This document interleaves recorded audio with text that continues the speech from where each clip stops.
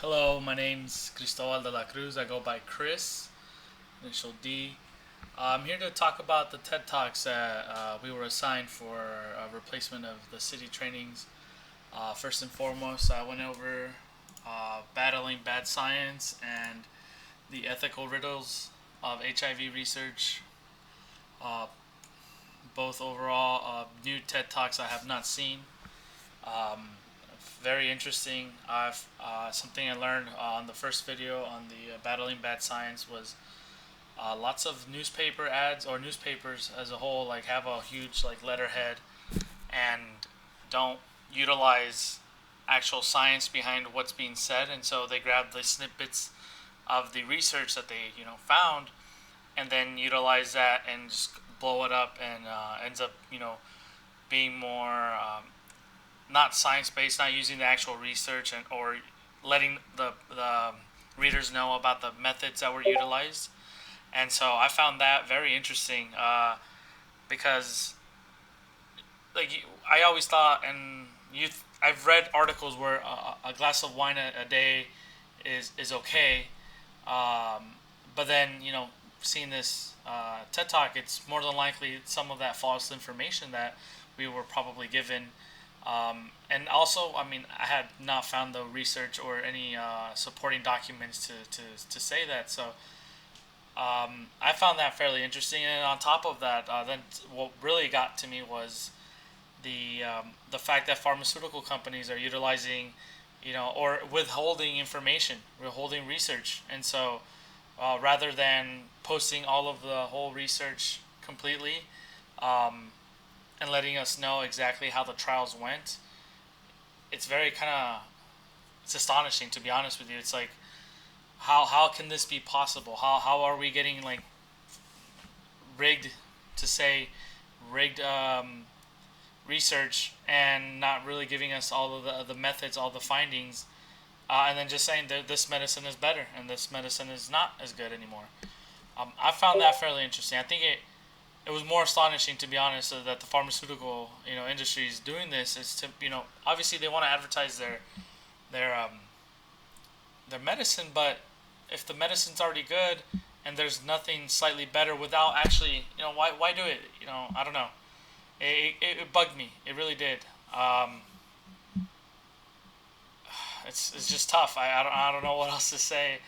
Um, that was something honestly that was new. I really hope that it definitely helped me out knowing that when I do my research, like I do not want to withhold information. I think that's unethical. Knowing that you're posting something, it's actually not true, and you run with it. No, I'm not I guess it's industry.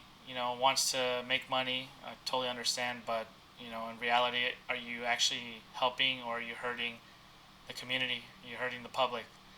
And then same goes with the ethical riddles of HIV research.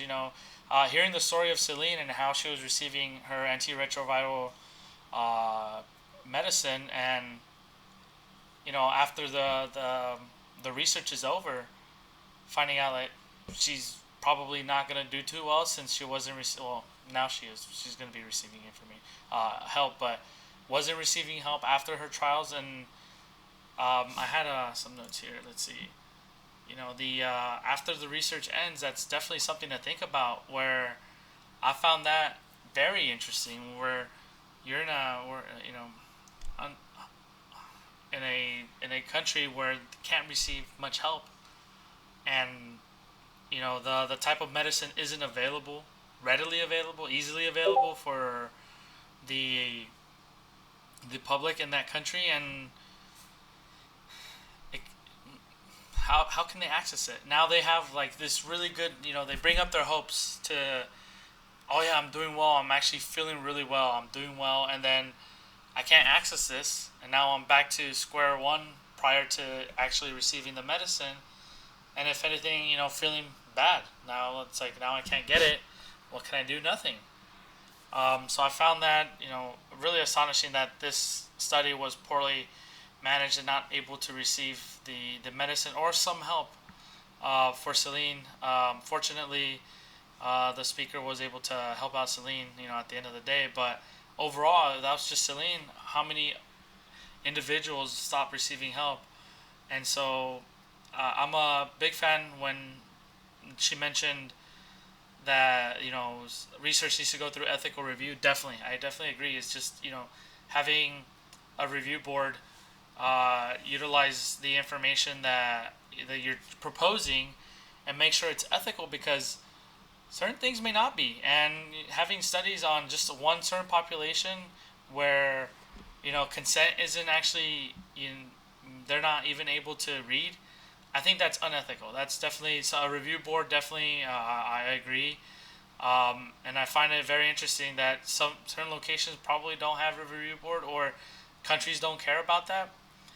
And so I know here in the U.S. it's something that needs to get done. A review board is not, no matter what. So um, as long as it's not corrupt, I don't know. I just feel like these two videos kind of gave a little breakthrough of things really happened this way, or is this what it was in the past? And so I'm intrigued, a little disturbed, but hopeful. That's why we're taking this class.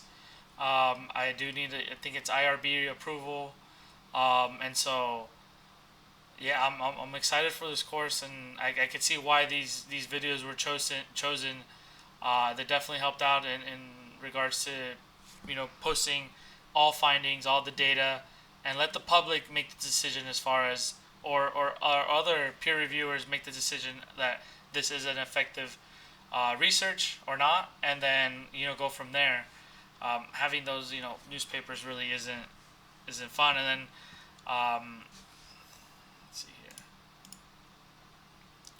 the other TED Talk, and just making sure that there are standards of care, review, ethical review, and then after research ends, just kind of getting those, like, zero those ends prior to even doing the research, verifying that it's accessible to them. It's just, we don't want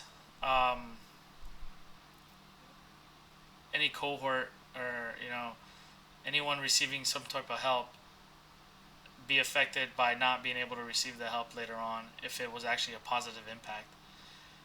If it was a negative impact, totally understand. No longer need to take the medicine, or let's find a way to help them out. But if it's a positive impact, it's definitely something that should be addressed, and be able to provide them later on. Thank you so much, Dr. Fallon, for these videos. Definitely interesting. I appreciate it. Thank you.